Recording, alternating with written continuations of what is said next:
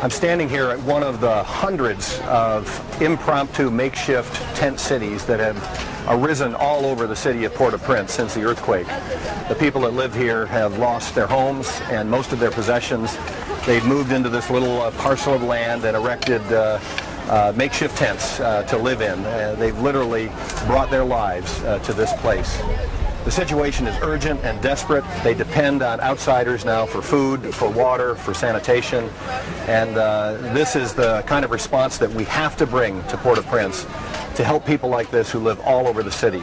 They're going to be needing help from the outside for weeks and months ahead until they can be resettled into more permanent living situations.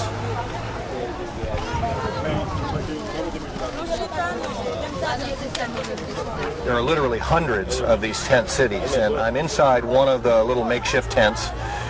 This structure is made out of old bed sheets and a few plastic tarps that World Vision brought here, and it's propped up by sticks. We spoke to the man who lives here. There are about 22 of his family members that live here, his own 7 children, his wife, and then extended family. They all lost their homes in the earthquake, and as we talked to him, you could see the despair in his face, but they have no food. They only get water from a truck that comes by now and then to distribute water.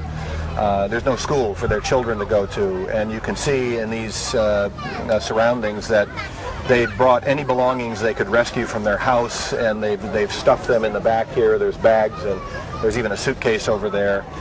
Essentially, this family has lost their life. And they want their life back, and they desperately need help. And this is an overwhelming situation for these people, but also for the relief organizations like World Vision that are trying to respond. There are just so many people that are homeless. We estimate somewhere in the vicinity of 1 million people are homeless, living in these makeshift structures like this on any open piece of land that they can find. The situation here is critical. And the key in the short term will be to establish these camps, provide food and water and basic medical care and sanitation for families like this, and then begin to rebuild the long process of rebuilding.